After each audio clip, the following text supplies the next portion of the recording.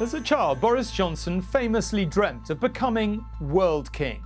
Whilst he may not have reached quite those heights, his time as leader was nothing short of extraordinary, culminating in a spectacular fall from grace that saw critics accusing him of destroying Britain's place on the world stage. Tonight, I sit down with the former Prime Minister ahead of the publication of his memoirs to discuss his time in office.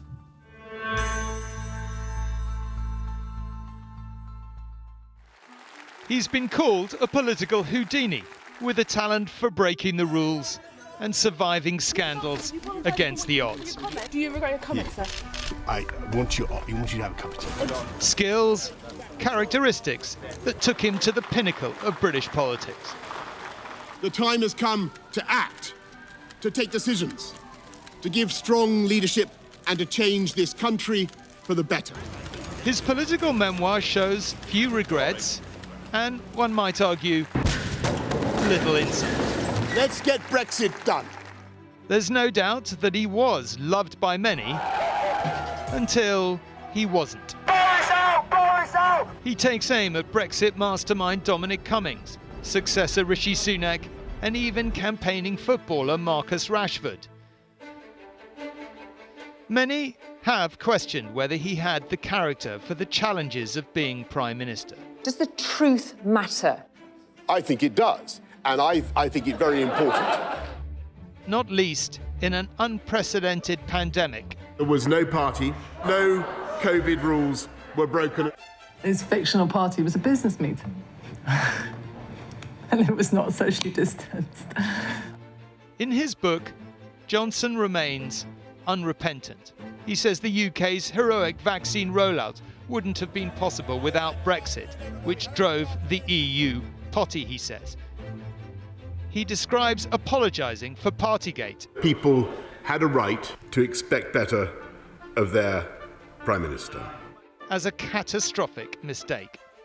There's no doubt he is one of the most charismatic characters British politics has seen for a generation. So how did he squander his 80-seat majority?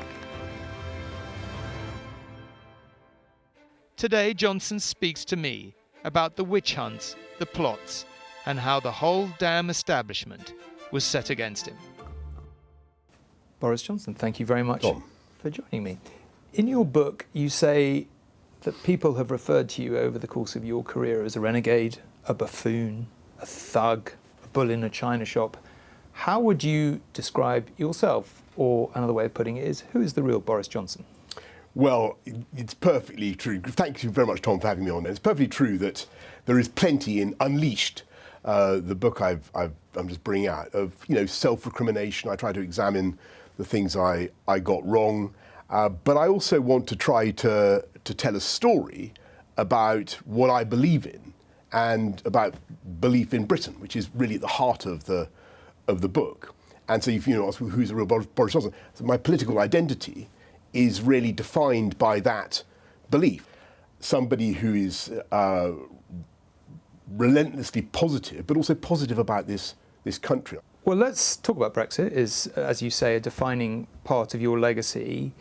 Isn't it, truthfully, we've known each other a long time, isn't it fair to say that in your decision to go for the Out campaign, there was a pretty healthy chunk of personal ambition that you thought that you'd probably lose, but you'd endear yourself to the Tory membership? Would you acknowledge that there is some fairness in that suggestion? I don't. I think what people forget is what would have happened to Leave if we had lost. We would have been treated like a kind of failed Powerlite frond of has-beens and losers. You'd have been the darling of the members. You would. You know that. That was part of the calculation, surely. No, because actually what would have happened was everybody would have wanted to move on. And the story would have been all about our future within Europe. And, people, it was a big, what I'm trying to get over is that it was a terribly, terribly difficult decision. And I came down in favour of coming out. Millions of people put their faith in you. They believed in it. They believed what you said about it. And then it was chaos afterwards, as you acknowledge in your book. And you blame a lot of people for that. You blame David Cameron, you blame Theresa May later, you blame the EU. The one person you don't blame is you, and people will find that amazing. You told us that we should do this, and you hadn't devoted any serious thought to what came next. Come on. So I wanted to win an argument, and I believed in freedom, and I believed that our country had a great, great future. But you were the leader. You were leading us into this. What I wasn't trying to do, and I don't think, and certainly what Michael Gove wasn't trying to do, we weren't trying to form the next government. What we expected, and what I think everybody expected, was that the Cameron government, having called a referendum a yes/no choice for the people, Leave Remain choice for the people, would bring forward a white paper. Why? He didn't believe it. What made you possibly think that would be the outcome? Because every other European leader, when they hold referendums, decides, once the people have voted, decides what to do and stays in office. So it's not normal for the Prime Minister, having asked for a referendum vote, suddenly to evacuate the stage. Now, you're perfectly right that we, me, Michael Gove, others, suddenly had an awful lot on our plates because we were the Prime Minister had left, and we were in the position of having to try to make it work, to take over. All right, where are we now on Brexit is my next question, and I want to drill into that. Do you accept that everyone watching this programme is poorer now as a result of Brexit and is likely to be poorer for the foreseeable future because of Brexit? No, I certainly don't.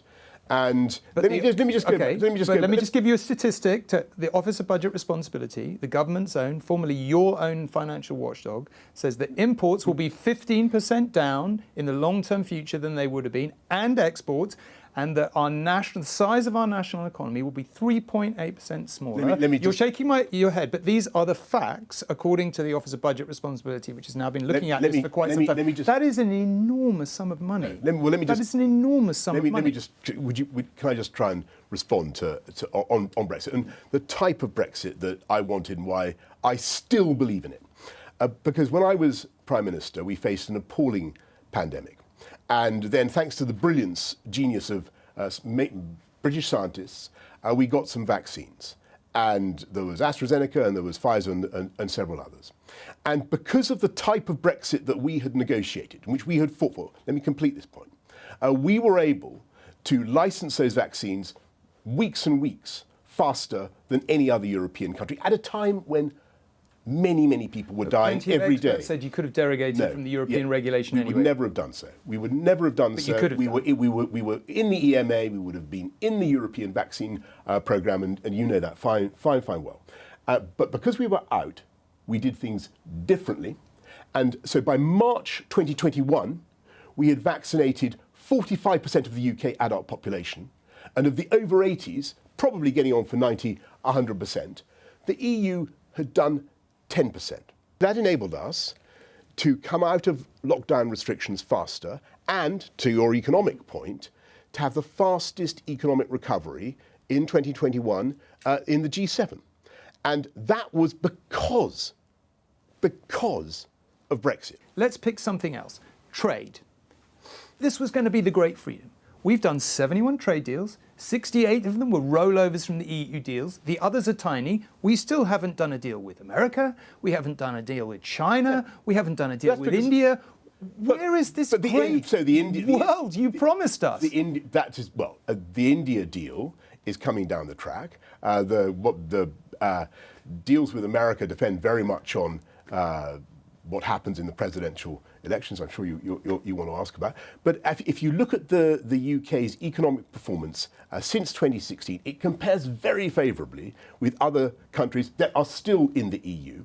And the key thing about Brexit now is to take advantage of those freedoms and not to do, and that's why believing in Britain is about doing things differently. I understand all these arguments, but the reality is, you talk about immigration. That was a big concern. 333. No, let me finish. 333,000 people came to this country in 2015. For 2023, it was 685,000. Let me You talk explain. about regret. Let me 9% of people, explain. 9% of people think Brexit worked out well. 57% of people think we should go back in. That is the legacy of Brexit, is it not? No, I think that the legacy of Brexit is that it saved many lives of elderly and vulnerable people at a particularly crucial time for our country. It has given us the freedom to do things differently and better and in the interests of the people of this country. Let's talk about COVID. COVID hits. You describe it very vividly in your book. In the early days of COVID, January, February 2020, you didn't attend 5 COBRA meetings. Yes, but COBRA meetings, normally speaking, are Yeah. just government meetings that take place about the issue, any issue of the hour. We know that at one stage your Shakespeare biography was due out in April. Were you in that period Shakespeare? focused on, of 2020, were you focused That's on writing complete them? nonsense. That is complete. So that's a no. You That's weren't in complete, any way absolute, writing that book at that time. Total myth. You know, this was a new disease. People were not sure which way it would go, and if to get to people's concern about the speed of that first lockdown in March. Do you think people would be alive today if you'd acted quicker? I can't know that, but what I can tell you is that we had a series of ever-intensifying steps leading up to the March the 23rd of 2020 lockdown. And had I actually gone for full lockdown earlier, that would have been in advance of what the scientists were actually asking us to do. And so it would have been a quite extraordinary thing for a Prime Minister to have ordered the country to take this completely novel step and incarcerate themselves at home before the scientists were even saying that we should do that. Before we get onto the real question, I want to ask you another question, which is that you write very vividly in your book, Unleashed, about the fact that you almost died. Yeah, my oxygen levels went down to 72 or something, which is pretty bad. 70 things can get pretty nasty. But and I went into ICU and I saw, sadly, many people like myself, slightly overweight, middle-aged men. And it's the point I want to make is I know how terrible a disease COVID is. I really do. And as I try to explain in the book, probably, I was groggier coming out, and it took longer for me to recover than I tried to let on, because I had to get back in the saddle and I had to try to give leadership on all these difficult questions. But it left me with an absolute horror of the disease and a deeply serious determination to make sure that we followed the scientific advice and that we protected the people. We have to take a very short break now, but please do join us when we come back.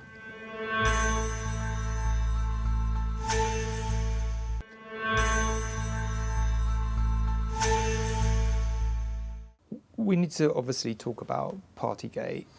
I got to those sections of the book and it seemed to me, well, in terms you basically say it wasn't a big deal, I regret apologising.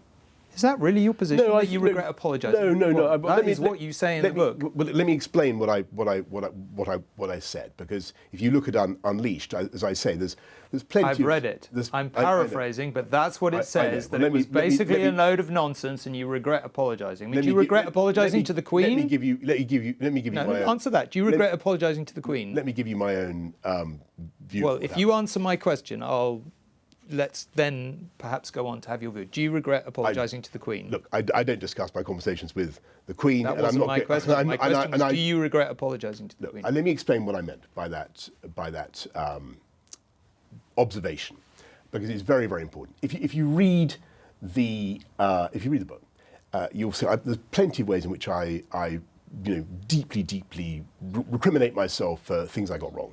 And I blame myself in all sorts of ways and for mistakes I made. But what I was trying to say there was, I think that the blanket apology, the sort of apology I issued right at the beginning, I think the trouble with it was that afterwards, all the accusations that then rained down on officials who'd been working very hard in Number 10 and elsewhere were thought to be true. And by apologising, I had sort of inadvertently validated the entire corpus. I get that, but and it wasn't fair on those people. Okay, I've got to jump here because there are millions of people who will be watching this who will be on the edge of their seats at this point for a very simple reason. Let's just wind back a minute. As you know, we broke quite a lot of the Partygate stories. I was in this newsroom when Paul Brand came in with an email from Martin Reynolds, your private secretary. This is like quite at the start of COVID.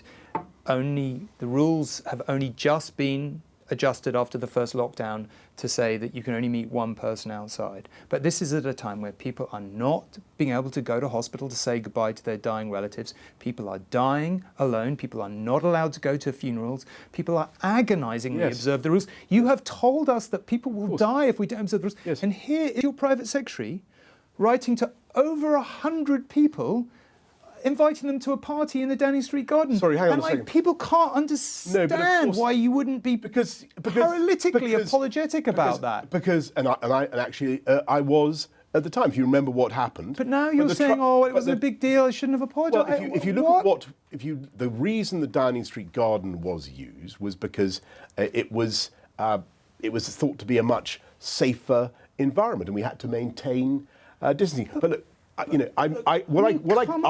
in this newsroom with arrows saying walk round this way. And so were we. We were outside. So were we. Agonisingly sticking with one person. Well, you weren't. You were inviting 100 people to the garden. It's madness. But that was outside. I really, really don't think that those officials thought that they were setting out to break the rules. But they were breaking the rules. They thought that they were doing something. They were working round the clock. And they thought they were within the framework. But they were repeatedly found to be breaking the rules by the police. I don't know. We saw members of your staff laughing on a video about breaking the rules.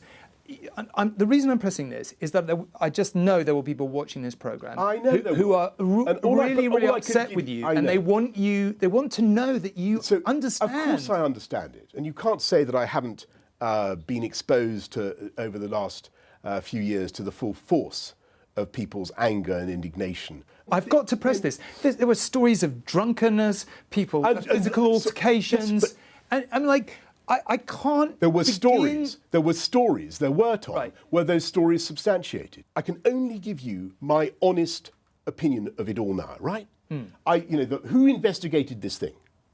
Why don't you tell our viewers who investigated it? I don't want to go down the avenue. It was Sue Gray. And just to remind our viewers who Sue Gray is. Sue Gray is a leading civil servant. What post does she currently hold? We're not going down this road. Why not?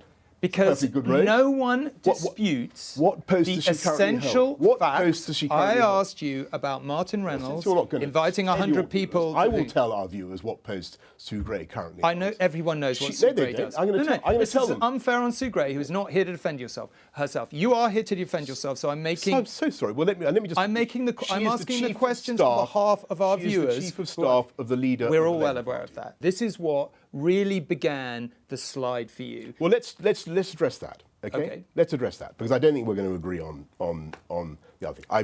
I feel deeply about people's indignation. I understand when I look back and I look at the role of Sue Gray. That's the precise question I'm asking. Let me just go.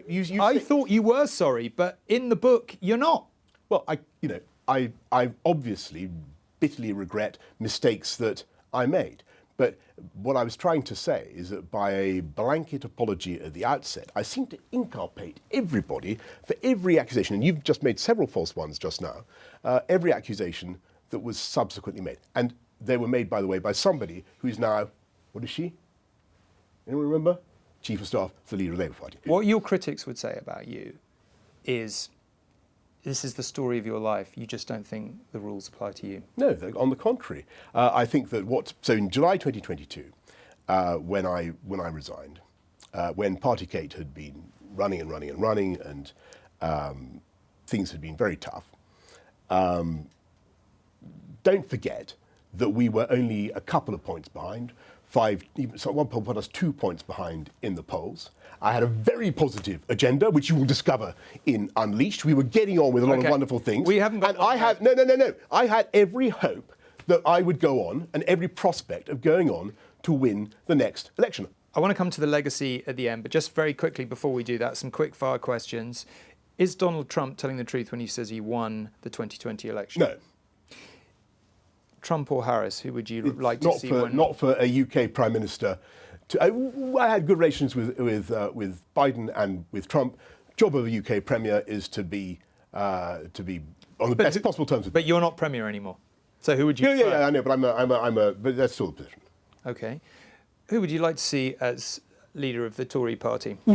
I'm not going to. There's lots of good candidates, or 4 good candidates. You've said that we need another referendum on whether we should be in the European Convention for Human Rights. Only one candidate, I believe, is Robert Jenrick, is in favour of leaving. Yes, I'm not. I'm not. So does that mean you support I'm not him? certain it has to be a referendum, but I do think that the court. So you support Jenrick? That is that's a. That's a leading question. I think there's probably some logical fallacy that you've just committed, but I can't. Okay, finally, it's too long since I studied. Who is a better Premier, Sunak or Truss? Look, I think both. I think I can ask you to answer that. As I say in Unleashed. You don't say anything about who you thought was a better Prime Minister out of Sunak. Okay, but I say that they both had good qualities and they both had their share of bad luck. I think what everybody needs to do in our party is get back to the winning agenda that we had. And in 2019, we put together an enormous coalition of people. I'm afraid what we did wrong was we basically turned our backs on 2 vast sectors of our coalition. And we need to get them back. Okay. And if you read Unleashed, you will discover. If you read Unleashed, you'll discover that you think a lot of people betrayed you. Rishi Sunak, Lee Cain, Dominic Cummings. The list is very long. Michael Gove. Should I point out the obvious by saying that the one thing they have in common? You appointed them all. Does that make you a terrible judge of character? Look, I think that people have different strengths and for different roles. And if I look at all those individuals, actually all the ones that you've mentioned, played an important part in delivering what was very, very difficult at the time, which was the type of real constitutional independence that we need. You won an enormous victory in 2019, a historic, unprecedented victory. 3 years later, you're out. A totally unprecedented situation. 62 members of your own government. That's never happened before like that. Do you think, you give the impression in the book the problem was them. No, you acknowledge that the problem might have been you. Yeah, and I do say that. I do say, and I mean, there's yards and yards of self-loathing and self-explanation. I do say that. But I also think is that, if I had a regret, it's that because of COVID, I wasn't able to spend enough time in a pretty crucial period talking to colleagues and really making sure they were okay. Anthony Seldon, who I guess you would call more or less the sort of official biographer of prime ministers, says you're the worst prime minister in British history. In the whole of history, I mean, arguably from when the office was reformed after Lloyd George, but that was the allegation, worse than Truss, worse than anyone. What do you say? I don't know this guy very well, but I think that's complete nonsense. I think that you will find a pretty extraordinary story that we packed in to 3 years. And amongst other things, what we did was we delivered full constitutional freedom and independence for this country of a kind that was very, very hard to do and that was deeply resisted by many other people, which I think was totally the right thing for the UK. And not only did we deliver freedom and independence for our own country, but thanks to the activism of the UK government, which was made possible by Brexit, we were instrumental in protecting another great European country from having its own, Ukraine, from having its own freedom and independence extinguished. And that was quite a lot to do just in 3 years. And I've hardly got going. One brief final question. I read 700 pages of the book, and at the end... 738. You must have skipped 38. I read them all. Okay. At the end, I was left with one question, perhaps, that I think everyone who reads the book will be left with, and it is a simple one. Is your political career over? Look, I'm very, very glad you asked that, because I'm living a life of blameless obscurity in rustic obscurity. Blameless obscurity here in a television studio in front of millions. Writing books.